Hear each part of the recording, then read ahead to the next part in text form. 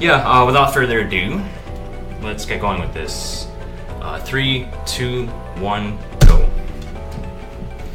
So this is the second handheld installment of the Shining Force series. A lot of people don't know that the Shining Soul games actually are a part of the Shining series. There's a couple of callbacks that you'll see throughout the run to previous Shining titles, mainly Shining Force ones.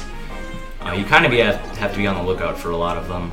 I did not play a lot of the Shining Force games, so I only know about a number of them through people that I do know in the Shining Force community. But yeah, this is effectively a New Game Plus category. This is any % advanced.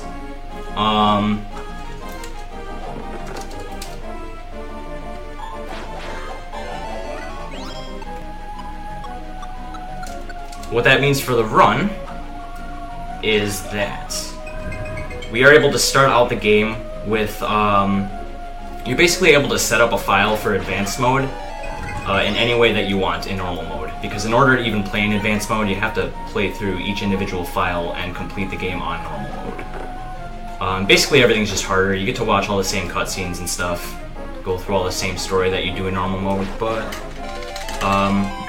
yeah, you get to just start with stats and stuff that already leveled from normal mode.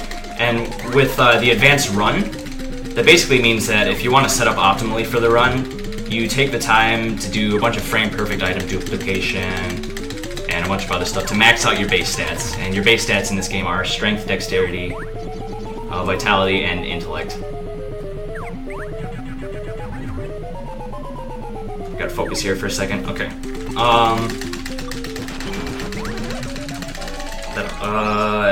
New Game Plus. You also get to start with, there's a bunch of different classes in this game. There's about 8, I think. I'm probably wrong there. I haven't actually stopped and counted them. But there's a bunch of different classes, and you can run with any class that you want. But I run with the Ninja class for a couple of reasons. Due to the fact that it's New Game Plus, you get to start with skills, any advantageous skills already maxed out. The Ninja has a skill called Speed, which is literally just speed magic. It just makes you move faster. If you've noticed, there's a spell I did at the beginning of the run. Charge it all the way up to level 7 and let it go. That is speed. The highest level that you can level up any skill in this game to be is level 7. Gotta kind of focus here. This is a really easy boss, but I gotta watch the damage rolls here. Okay, so that was pretty good. But yeah, speed lasts about a minute, and I'm going to be trying to keep that active for as much of the run as I can. That's probably the easiest tech in this game to comprehend, and the easiest one that I will be able to explain quickly without getting super distracted by the run.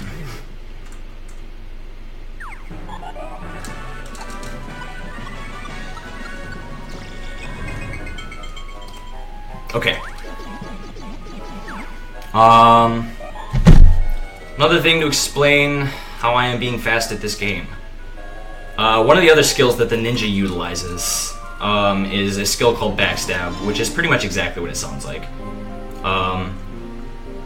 Any attack that you commit that hits an enemy in the back does more damage. If anybody is looking for specific values and what exactly it does, for every level of backstab that your character has, the game adds about a third of your base damage to every attack roll that you do. Which in the case of the New Game Plus category, the any % advanced category that I'm currently running, what that basically means... Ooh, a little trouble with spawn minutes there. What that basically means is all of your attacks that hit an enemy in the back and have backstab applied does basically base damage plus 333% base damage. It's pretty crazy. It does a lot of damage. The reason that is important to note is because there's a little trick that I do called, right now we just call it the backstab glitch. There's definitely a better name that we can come up with for it, but we just call it the backstab glitch right now. But you're able to abuse the fact that the facing in this game is extremely weird to do inhumane amounts of damage, which I'll explain that a little further in detail later. A little bit later. The third key thing to understanding about this run is spawns. Spawns in this game, I sat and pulled my hair out all week trying to figure out a cohesive and good way to explain spawns and spawn manipulations, and I wasn't really able to come up with a good way, so I'm going to do my best here. I'm not actually going to do that, I'm just going to tell you the key points. The key things to know about spawns in this game is that they're not random. They're not random at all. If you move the same way, or even in a similar way through each of the dungeons, killing the same things, you're going to get the exact same spawns. Another thing to note about spawn manipulations is...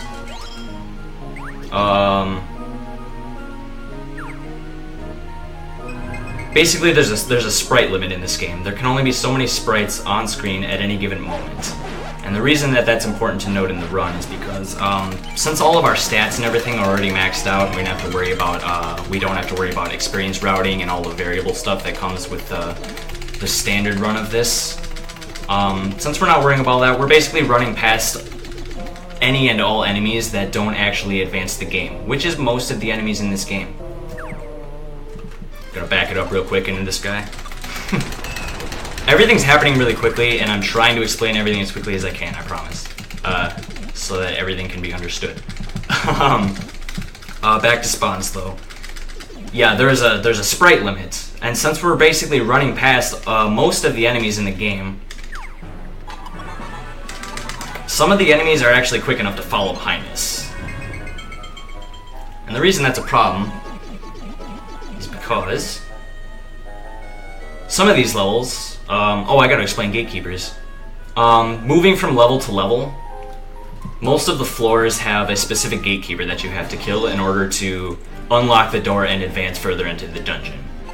The gatekeeper being, you know, one specific enemy that spawns that you have to kill.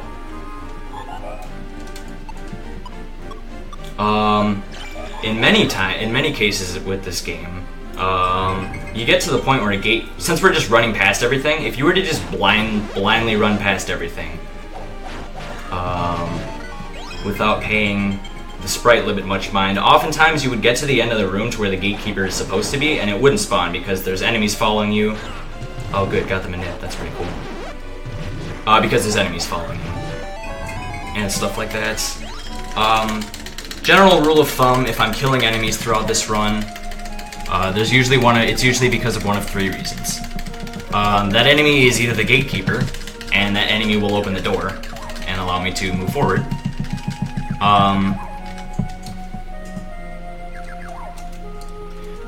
Or I have to, another one of the reasons is that I have to kill whatever enemies I'm killing in order to clear up the sprite limit because I am approaching the gatekeeper, and if I don't kill them, the gatekeeper just won't spawn because the sprite limit is full. And the last reason...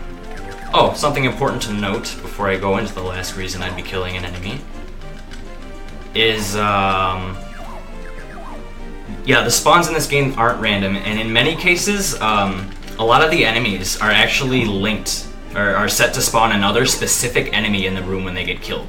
And a lot of those times, those changes kind of go on and they end up not getting to the gatekeeper, and you know, you just kill a bunch of enemies and they don't help move the game forward in any way. But,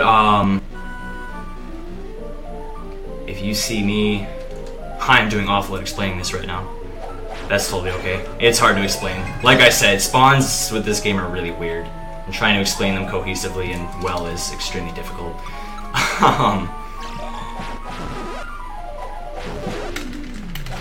Basically, sometimes in order to get gatekeeper to spawn, I have to kill very specific chains of enemies. And part of running the game is knowing what those chains are so that you don't end up killing a bunch of, wasting time killing enemies that aren't going to do anything for you.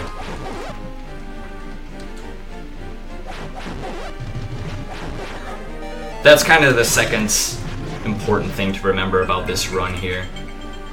The third thing is our form of damage. Our highest damage output is thanks to a little glitch called backstab glitch, which you actually just saw me do in that room to all of those enemies. This game, so yeah, Ninja's got that backstab thing, right? Anytime you hit an enemy in the back, you get a whole bunch of damage. In solo play, actually, it's pretty much useless, backstab. It would be if not for the backstab glitch. Because enemies face you pretty much all the time. And it's pretty much impossible to get behind an enemy and hit it in the back in a normal scenario in this game. Backstab is mostly useful in casual play for like multiplayer if there's like 2 players on screen. But because of the backstab glitch, we are able to abuse this game's very janky facing, and we can get backstab applied to one of the attacks that we're able to do normally. I think you're effing baka. Yeah, me too, man. Me too. I'm trying. It's my first marathon.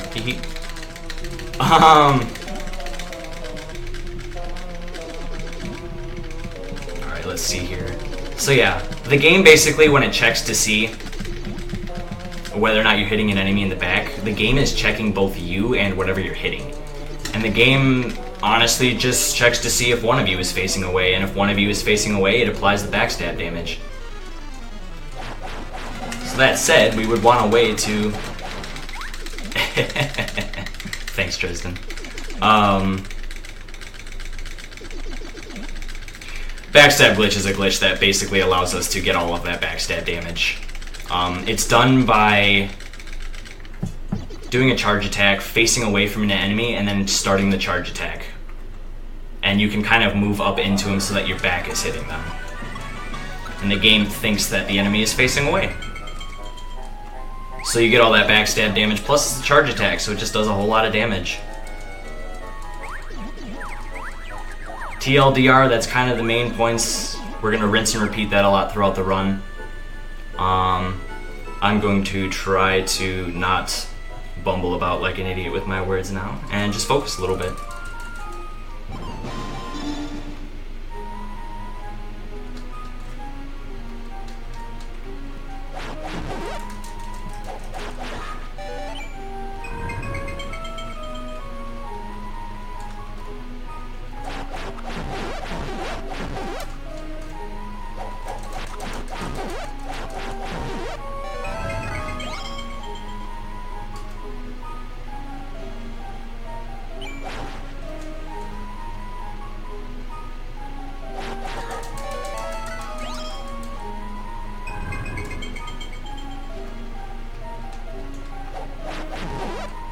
The main thing that keeps me coming back to this run is that there's a lot of small optimizations throughout. There's a lot of ways to just like save time. And it's so hard to stay on top of it all for the duration of an entire run. So you can always do better. And it always keeps you coming back.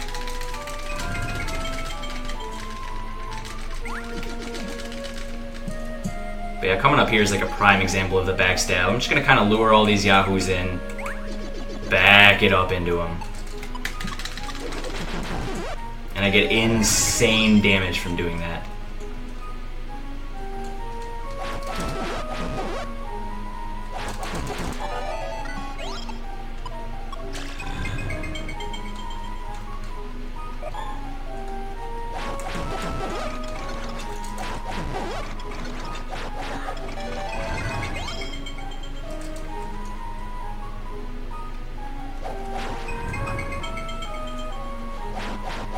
Oh yeah, Tristan's floating around in chat, by the way. Shout out to Tristan for having world record in the cooler category of this game, which is any percent normal. If you think this is intriguing or you think this game looks cool at all, it is. Any percent advanced is a cool category and all, New Game Plus and all, but any percent normal is where the action is. Currently, my friend Tristan in chat here actually has the world record for any percent normal. Using a strat that another runner by the name of Vanderon, shout out to Vanderon by the way, introduced. We call them brawler strats. It's a different class completely, and it uses entirely different strategies that are far more at the edge of your, like, oh, they're wild strats, and it's far more fun of a run. There's a lot of variable routing to it, and it's very engaging. This game is related to Shining Force, yes. This game is one of 2 Game Boy Advance installments in the Shining series. There's a couple of callbacks to it throughout the game. Dark Dragons, Yogurt makes an appearance in this. There's actually an item that you can get in this called the Yogurt Ring. And when you put it on, it doesn't actually do anything to your stats, it just turns your character model into yogurt. Which is pretty cool. Oh, but it isn't useless. When you're yogurts, enemies straight up just won't attack you. It's pretty cool. Yeah, I think it's neat.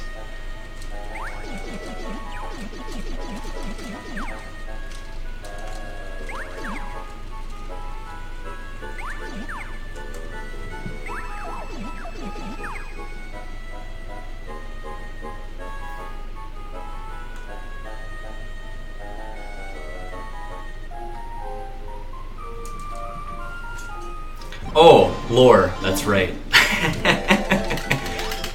I was trying to forget that lore in this game is kind of a thing. It's really not.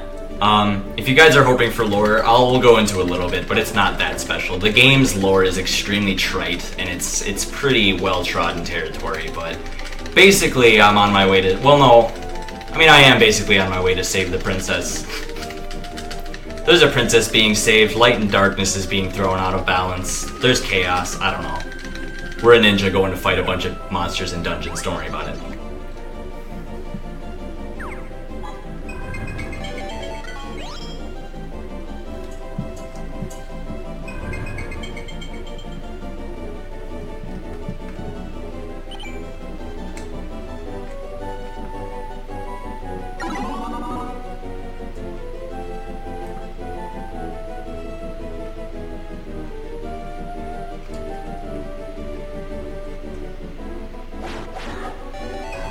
Oh, I do that far more often than I want to admit.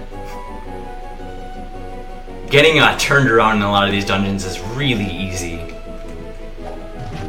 And if you see me kind of flying off into the wrong direction at the beginning of any floors, it's probably just because I'm forgetting which floor I'm on. Oh, that's not good, but that's... Oh, that's okay. I think that's good. Yep. Cool. We saved the princess. You always got the right idea.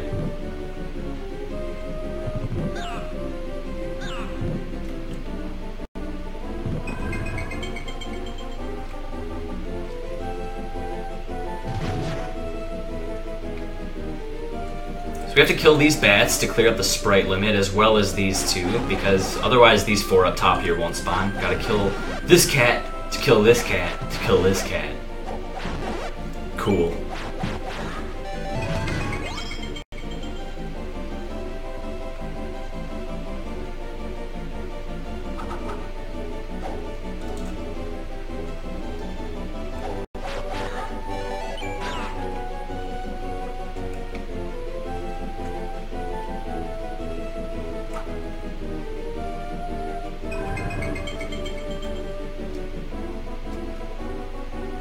Another thing to note, I'm not sure exactly how big your character model's collision is. I'm led to believe that it's 1 pixel because there are parts of the game where you can run through and it'll look like an enemy is squeezing like right up tight against the pixel, up against a wall or something, and you can just like squeeze between the wall and the enemy by like running against the wall. It's kind of weird. But yeah, that basically leads me to believe that your collision is actually only 1 pixel. And you can basically squeeze past anything in this game, given that it's not, like, smack dab against the wall. You'll see me, you'll see much clearer of that in some of the later dungeons. So this is Princess. So this is Robert. This is his pirate ship. Currently, it is being overran by a giant squid because Robert got squid ink on his back, which I guess makes you lose your mind. So yeah. Lore. I typically want to be getting to Robert before 20 minutes, so this run's pretty decent so far. Pathing hasn't been great. I've been getting distracted by my subpar explanations, but we're making good time. I have a little audio cue here. We're gonna let him swing 12 times. 1, 2, 3, 4, 5, 6, 7, 8, 9, 10, 11, 12. Oh, I screwed it up. That's okay. We only lose like a couple seconds from that.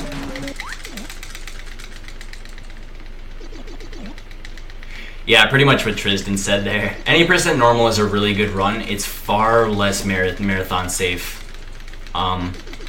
with the way that it's routed currently. If you think this game looks cool and you want to try coming to run it, you definitely should. We're a really cool community. We're tiny, but we're super helpful. And honestly, there's a lot of work to do with this game.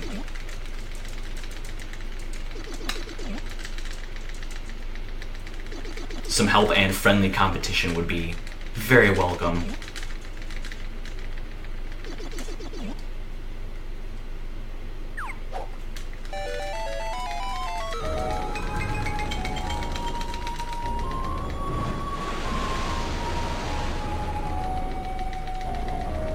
Yeah, Travels by Fire.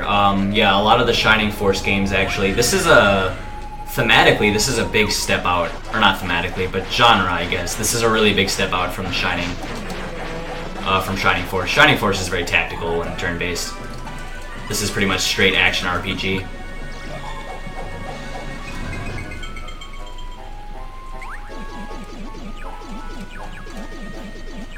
Oh yeah, fun fact, my capture card is awful.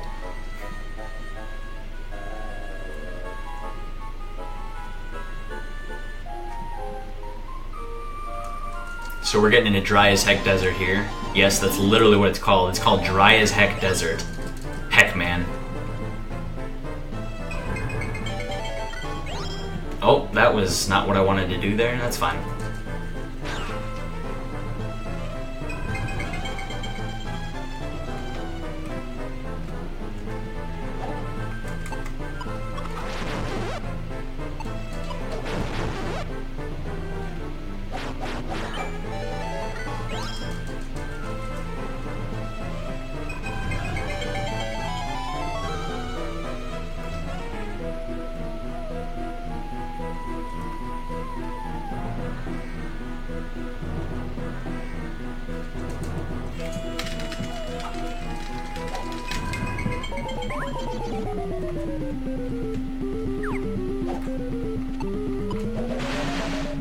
So ideally, we would have wanted to not have killed its last ball there, because it would have stopped up by the top here, and it would have sat there for just long enough for us to absolutely destroy it. And if you kill all, if you eliminate all of its little tail pieces before it gets to that point, it just kind of stops for a brief moment where it normally would stop, and then it keeps going really quick. And that's what happened there. We had to sit and wait for it to kind of come back up. Which isn't a big deal.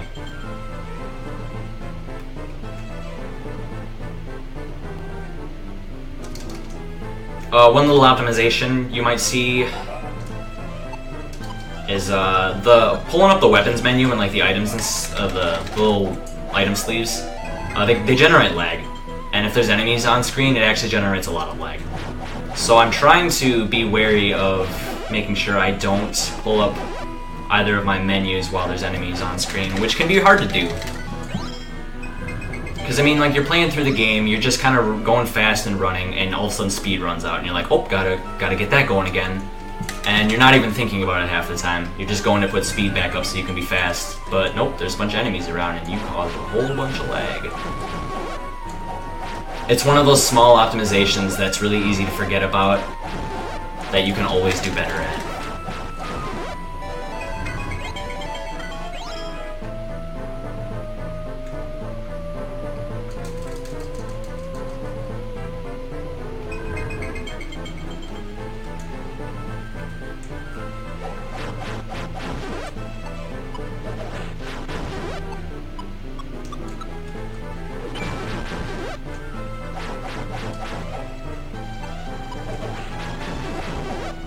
Oh, figured I was gonna get another damage take on that backstab there.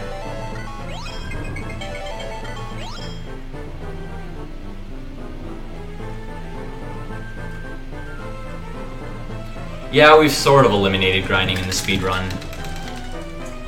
I mean, we have eliminated grinding, but in its place we introduced a frame-perfect trick that you do over and over and over and over and over in order to survive. You pick your battles, right? So this is Oswald. Oswald is a chump.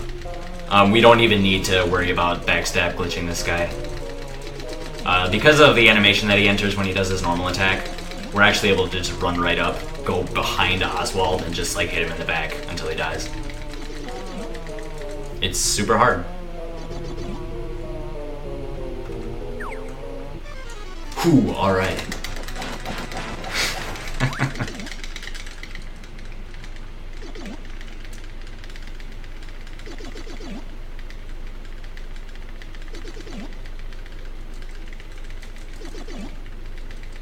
Yeah. Right, Tristan. It's making me very happy to see that a lot of people actually are familiar with this game, or at least have seen it before.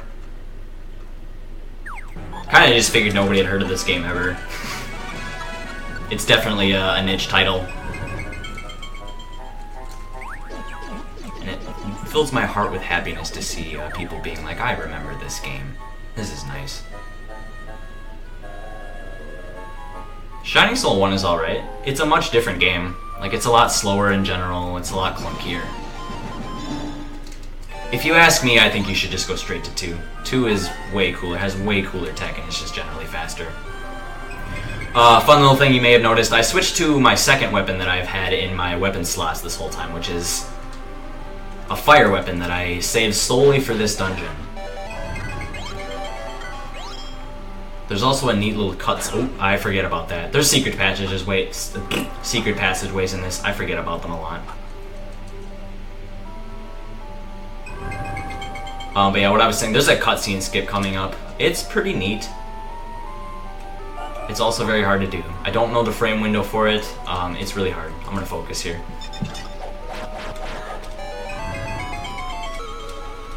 Don't get all soppy on us now.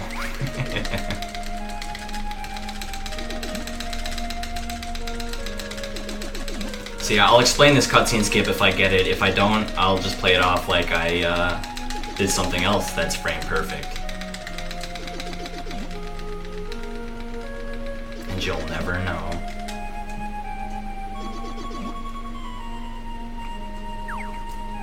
First we gotta kill off these Yetis.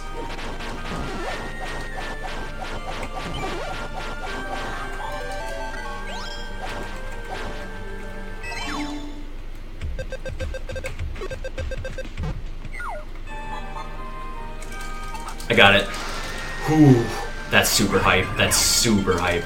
Okay, so what I just did there, TLDR, I skipped a cutscene. That was the princess in that ice block, basically, and we had to save her again. Because she ran off and got herself frozen in a giant ice block. Basically, after you kill the Yetis, the exit to that room shows up. And, you're able to just advance without breaking the princess out and actually saving her again. And you're able to advance to the next dungeon after you do that too, almost as if, you know, everything was completely normal. But there is a door in the next dungeon that you're not able to get through unless you have broken Camille. That's her name, by the way, the princess Camille. She has one of those. When you break her out, she gives you the password to that door. So you basically have to break her out in order to advance through the game and finish it. And what we do with that little skip there is we use a bomb. She counts as an enemy, basically. She has 600 HP, and the cutscene starts as soon as that runs out. So what we do is we whittle her down by about 500 HP, at least. And then you throw a bomb at her. And pretty much right as the bomb explodes, you want to wait for the cutscene to trigger.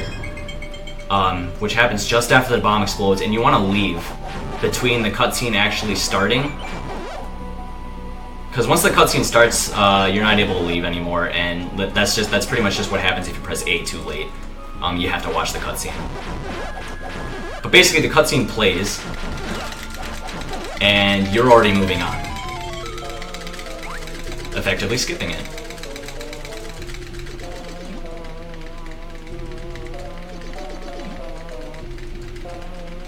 Yeah, that cutscene skip was really hype. I don't know the frame window for it, but it's pretty delicate. I'm really happy that I got that.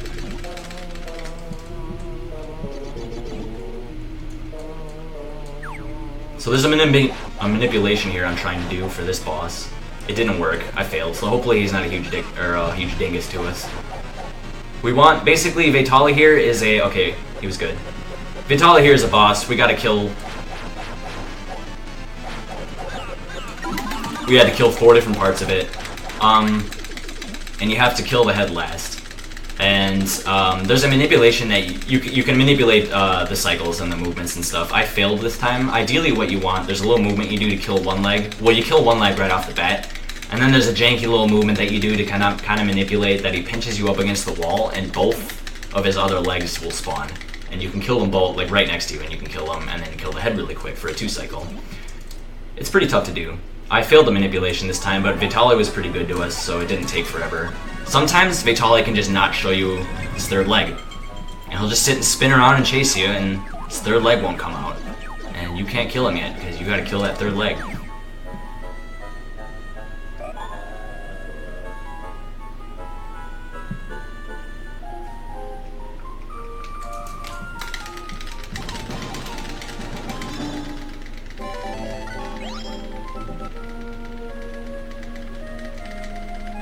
So yeah, this is Demon's Tower.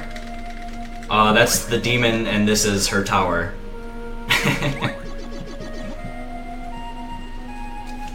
We saved the princess and everything. My basic synopsis of plot up to this point is this is still a shonen anime, and we are currently looking for our Sasuke so that we can fight him. We're looking for. Basically, the king and the queen sent out another knight at the beginning of the game to also look for the princess, and throughout the course of the quest, he never comes back, and it eventually becomes a plot point later in the game, pretty much where we just got to, where we have to go and look for him because we're really worried about him.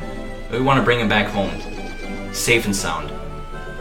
So we're kind of going to look for. His name is Deathheart. Totally a good guy. Don't worry about it.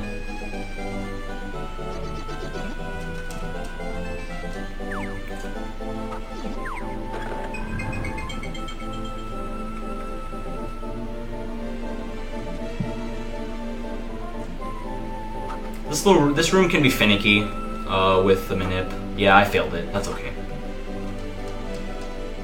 It still worked out pretty well there. This dungeon is one that I get turned around in a lot. It's just a whole bunch of corridors, which can be confusing. Can be. Some days I have good days, where I remember things, and I don't go the wrong way. Hopefully today is one of those days. Would have rather have not hit that chest there after killing the gargoyle. It generates a little bit of lag, but it's not a huge deal. And there we got the grenade RNG. So that walkway, it's literally just a big bridge where grenades kind of randomly drop. Like completely random. And sometimes on your way through, it'll happen to drop where you're trying to go. And that's exactly what happened there.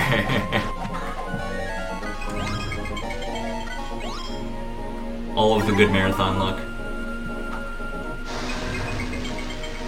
That's about all the more RNG that there is in this run. Due to the fact that we're able to avoid a lot of the EXP routing that we have to do in normal mode, and just because of the general theme of New Game Plus, a lot of the RNG in this run is actually completely eliminated almost. And it's basically pure execution. Again, would have rather not hit that chest, but it's fine. That's a super small optimization.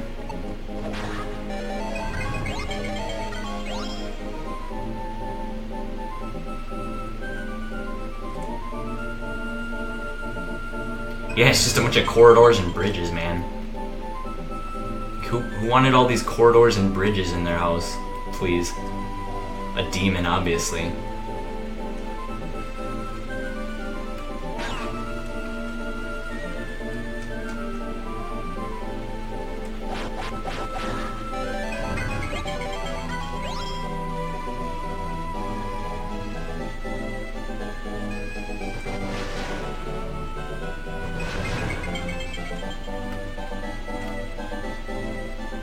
Another quick thing to note about the run. You start the game as well as a bunch of OP stats and all of that. You also start the game with whatever you want in your inventory, which for the most part means heals.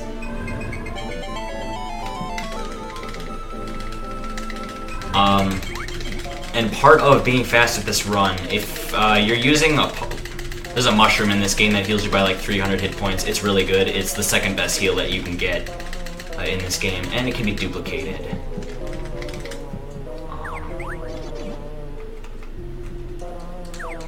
Ooh, okay, so that was actually a really dangerous strat that I just went for, and I got it. Basically, that was Clone. Clone is you, but Clone is a little bit better than you. Pretty much has your exact same stats and skills, except 120 more attack, which is kind of a lot.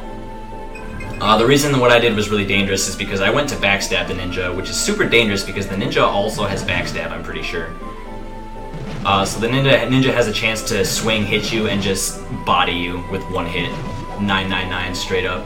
Cannot survive. Really, it can only happen if you go for the backstab.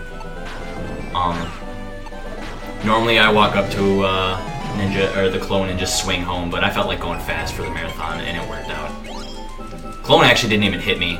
Typically, you're pretty much guaranteed to use a couple of heals at Clone, because Clone hits for a couple of hundred per hit.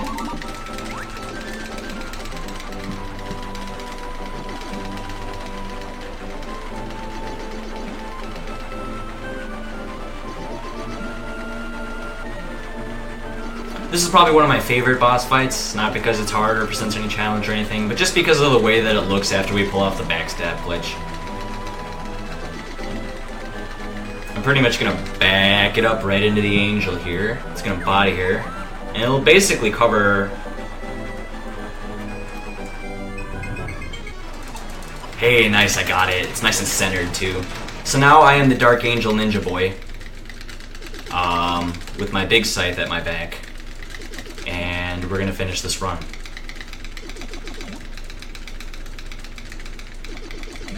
We have just multi-classed. Not really though, that's a meme.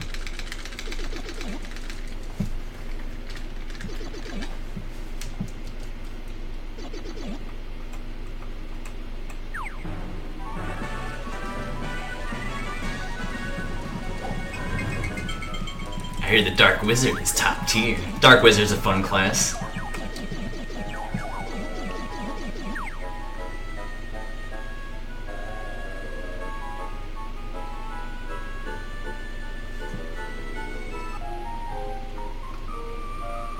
So now we're coming up to Hot as Heck Volcano.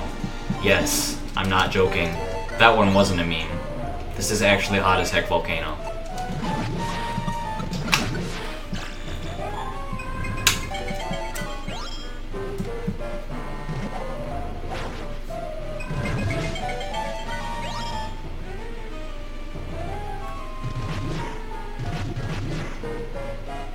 Took a level in Edgelord.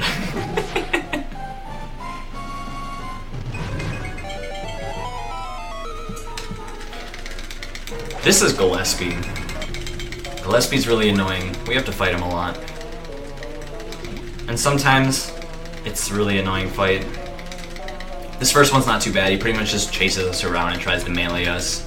Which sometimes that's annoying, but for the most part, it can be circumvented, and this fight can be made really fast with a backstab glitch.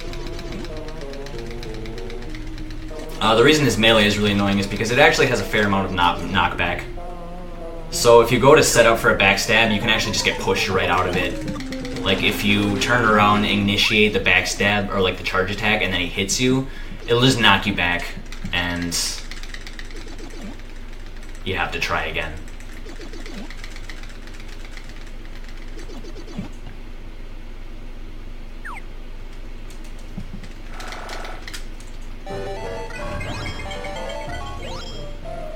Basically has Kirby style naming. Arguably.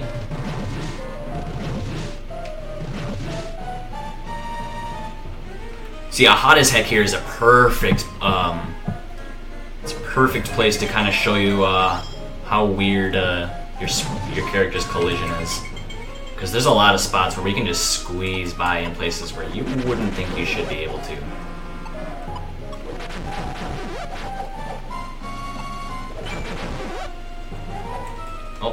I thought that was the last one. Oops.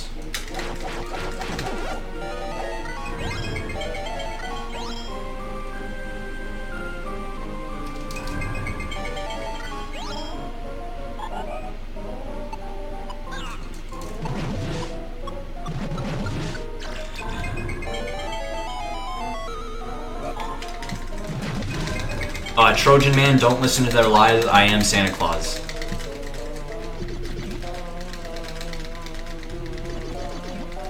This is the new Smash Brothers, and this is the new Santa Claus DLC for it.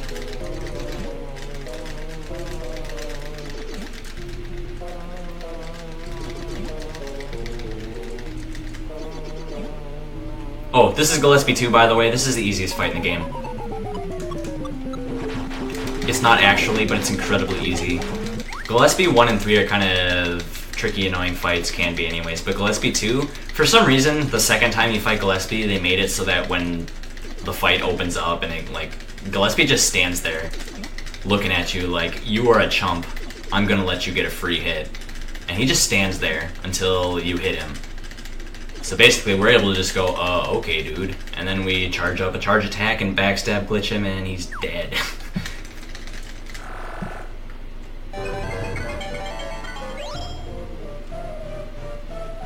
Yeah, this new Smash DLC is amazing. They actually gave Santa Claus a green skin too. A Shrek skin, if you will. By the way, I don't know if you guys know this, but did you know that Shaquille O'Neal actually dropped 4 studio albums throughout the course of his music career? It's probably still going. Like, we'll probably have another album within the next couple of years. By the Shaq Man himself.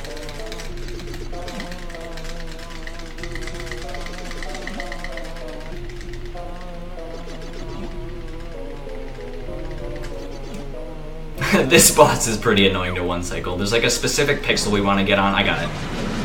Oh, I didn't get the one cycle though. He's barely got anything left. Oh, this isn't super bad, but this is much worse than this fight normally goes.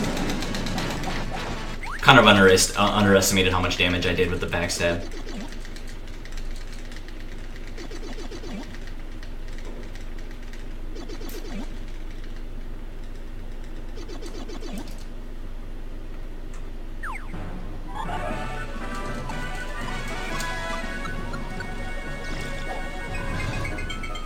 Oh, yeah, I suppose I should talk about playing the game in JP, huh? With most games, with most speedruns and stuff that you see in Japanese, typically the reason that you see it in Japanese is because Japanese is a more sparse language. You're able to say more with less text. And in many cases with games, that actually translates to less text. But with this game, there's actually the exact same number of text boxes between JP and US. Like the exact same. So you don't save time like through the, yeah. There's the exact same number of text boxes, however, the text actually scrolls much faster physically in Japanese. Text in English is painfully slow. Painfully slow. It's pretty awful.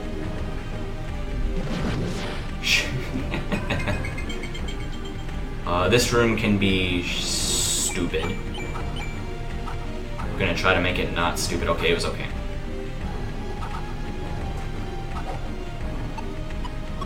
This is Chaos Castle, by the way. This is the last dungeon in the game. I shouldn't be talking because it's pretty tough. At least to do, like, optimally fast.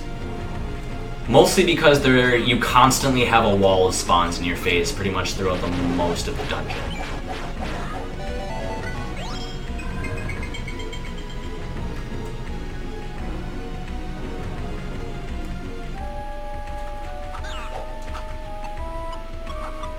It's going well so far. This room can be bad, but I recently came up with a new manip for this to kind of make it not bad. Sacrifices a little bit of time compared to my normal strat, but it is way more consistent. And it involves just killing these two rune knights here. Coming up here, and then all of you should spawn. Okay, cool. It worked. I like it when things work.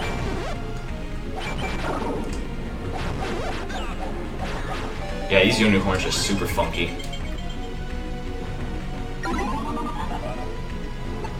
Ooh, that's not great. Okay, that's fine. Oh, that's less fine. Okay.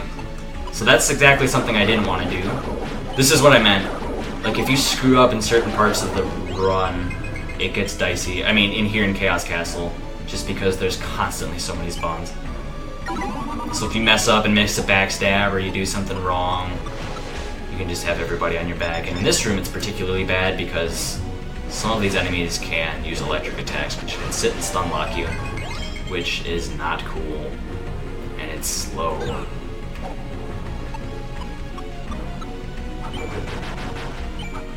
Yeah, shut up and speedrun. You're right.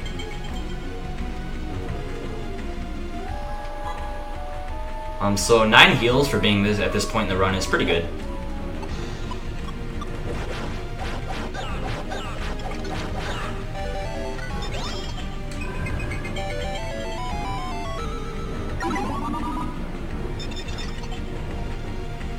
Ooh, jumping the gun there. Alright. Alright, so this is Gillespie 3.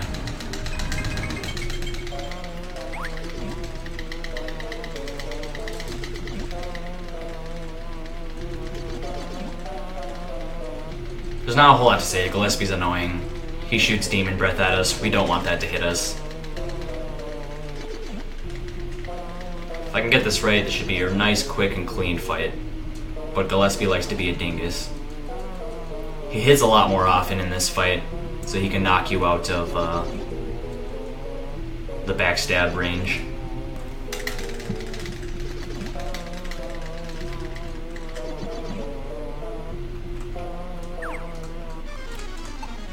And that was a really good Gillespie 3.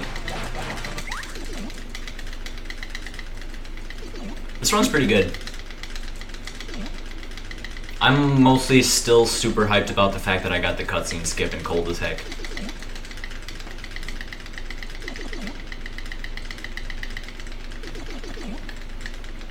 If not for that, I don't think this is PB pace. It's probably not. I think I've made too many pathing mistakes and buffering mistakes in some of the dungeons. But this run is still actually really good. Yeah, Demon Breath stinks super bad.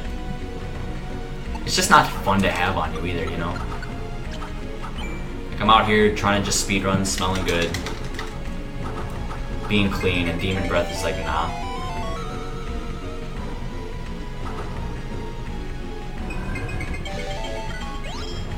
Alright, so we're coming up to the boss of the last dungeon of the game. After this, there's only the final boss. Any guesses as to who it is? Well, you never met him before, but this is Deathheart. This is the good guy.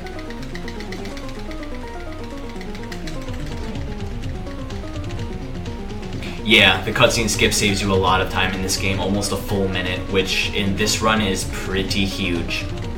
Because there's basically no downtime in this other than the text after clearing dungeons.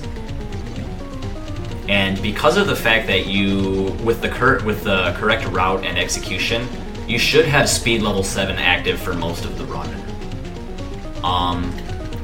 Because of the fact that you move so fast, like 40 seconds to a minute of time saved that you get from that cutscene skip is just, it's absolutely massive in this game. Like, if I'm going for PB attempts, I have to go for that cutscene skip. I just don't have a choice anymore.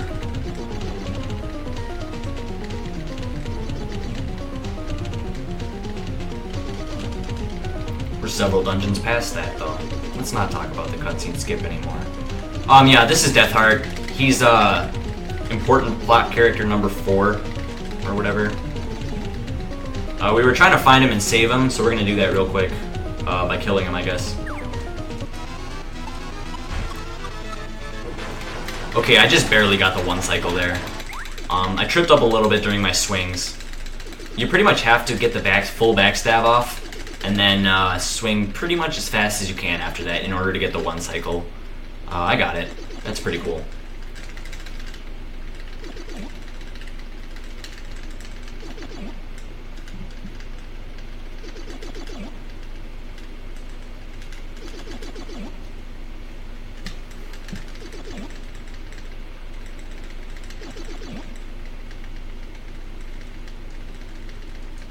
the good explanation of what's actually happening here is that this is the other knight that got sent out to find the princess and basically save the kingdom, Deathheart. And Deathheart's a pretty cool guy, but he went out, saw all of the wonders of the world, and he was enticed by darkness. He saw the darkness and was like, wow, I like that. I'm gonna go sit in that. And then he did. And then he became this guy. Big evil Deathheart. Basically, right now he's telling us, you know what? You're right, darkness wasn't actually that cool. Demon.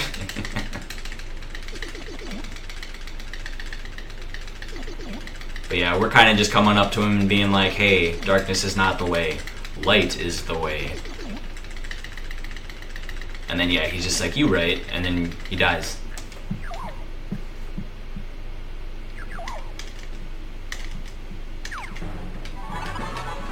That's item duplication, don't worry about it.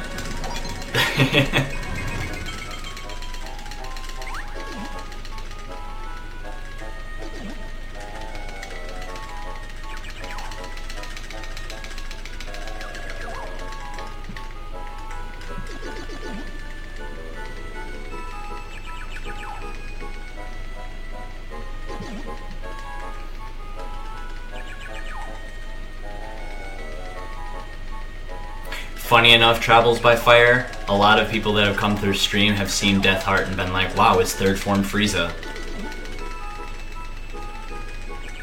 And honestly, they're not wrong.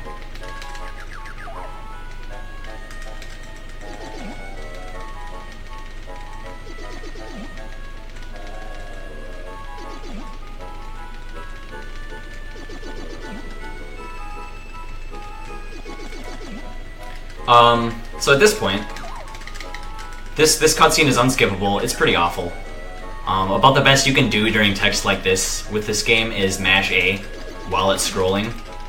For every A input that you get while the text is scrolling, you actually push it off. You push it forward by about like another frame, I want to say.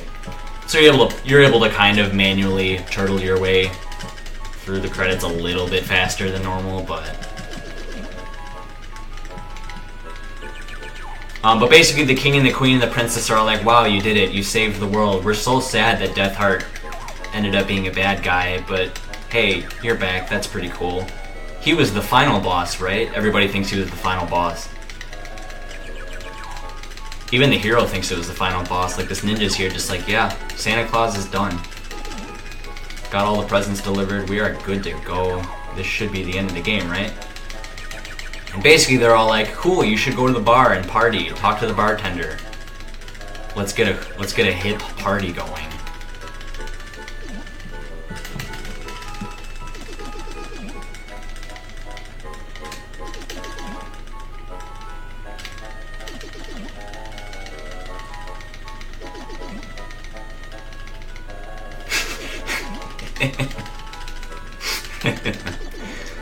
Alright, so yeah, we kind of go and talk to the bartender here. We tell him like, oh yeah, everybody's saved, it's pretty cool, we're gonna throw a huge party. And the bartender's all like, cool, well it's all ready to go, you should go get the king and the queen. Drag him in here, let's have a party. So we go, we're going to do that, doot. Plot twist, everything is bad. And basically you go to the throne room to find that light and darkness are having too strong of a battle and chaos is reigning supreme. So you go up and you tell the bartender that and he's like, what? Light and darkness are all out of whack and chaos is reigning supreme? Follow me. So we do. And we go down this really long corridor into this back area of the bar or whatever. And basically, we get all the way to the end of it to find that the bartender, conveniently, has a portal that leads to, this place. Yeah, this place. This place is pretty good. Basically, that's the final boss. That is chaos manifested. That is pure chaos. Chaos was born because every light and darkness was playing too hard of a match of tug of war, and Chaos was just like, nah, y'all are being a wag. I'm gonna come in and be the strongest superhero.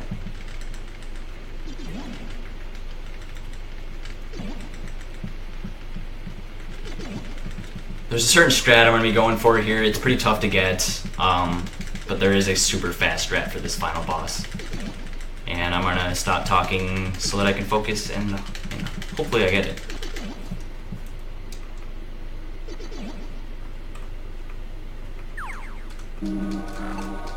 I got it.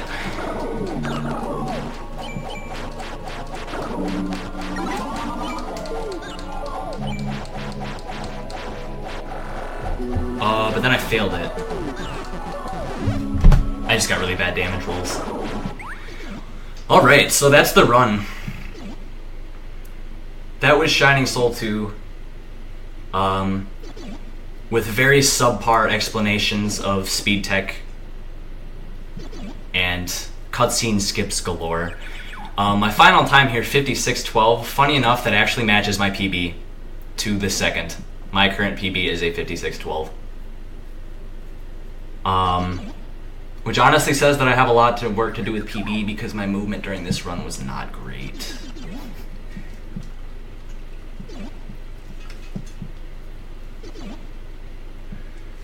Yeah, I just tied my world record. That's pretty cool. Kappa intensifies. I'm the only person currently who runs any percent advanced. Like I said before, gave them a mention, Tristan here in chat has the current world record for the cool category, any percent normal. And I don't know, this speed game is still super fresh. I just made this like 8 months ago, dug it up from the ground and was like, wow, I want to make a speed game of this. And it's come a long way since then, and I'm really honored that this run was accepted into Handheld Heroes, and it means a lot to me. But there's still a ton of work to do with this run. If you thought it was intriguing, kind of cool, if this game enticed you at all to come and try it out casually or in a speed sense, I strongly encourage you give it a shot. It's a lot of fun. If you're playing in English, sorry about the story. Just my advice is just come up with your own story for it while you play through it. It's like way more fun to do anyways with most games, so.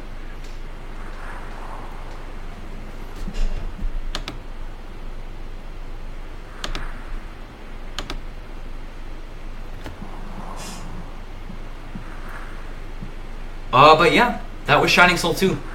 Thanks everybody for watching. I really appreciate it. Hope y'all are enjoying the marathon. We've got Drill Dozer coming up with Ozzy. That's gonna be really cool. Y'all should hang out and watch.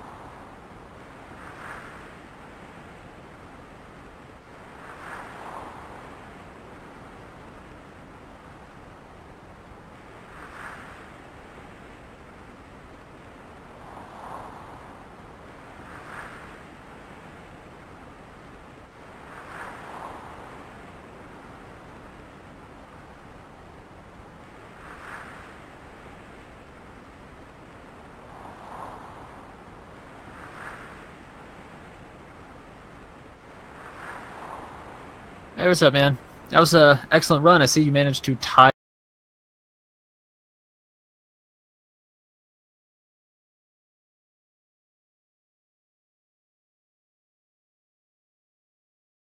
tie your PB. There's so much work to be done with this run. I'm probably gonna have a new PB within the next couple days here.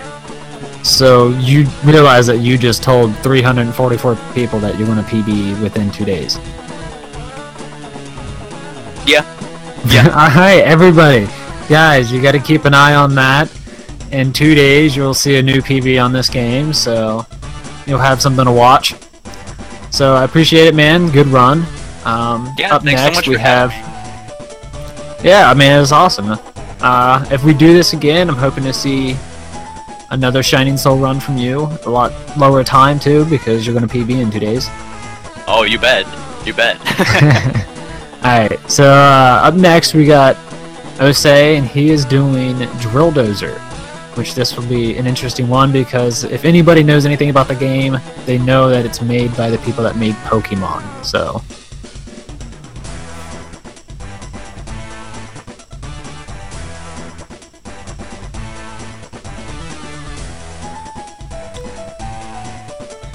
Well, let me know whenever I'm ready to go here.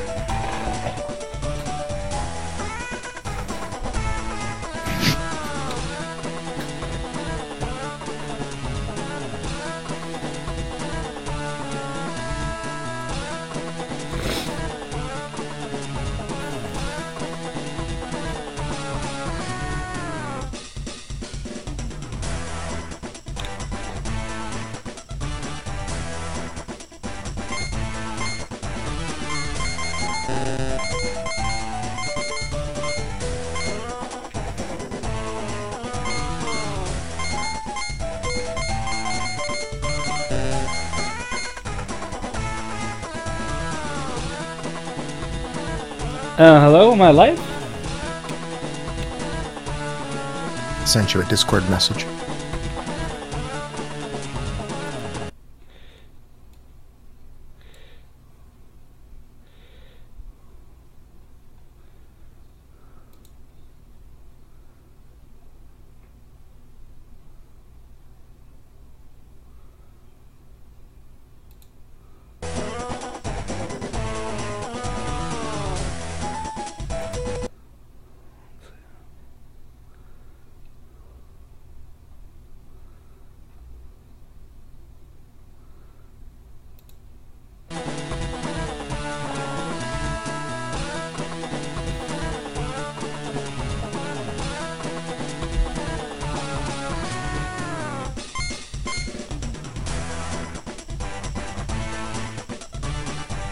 Alright.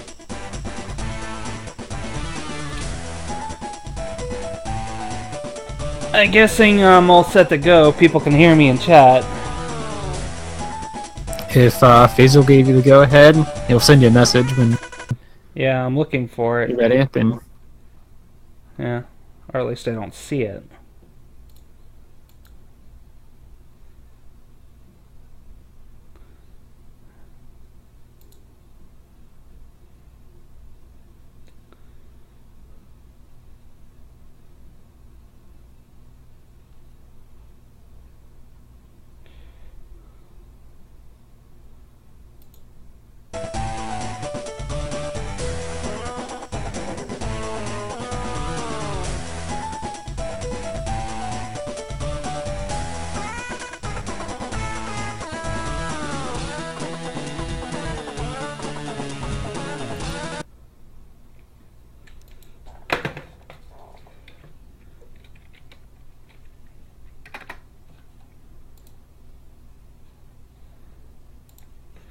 Alright, looks like we're all set to go here.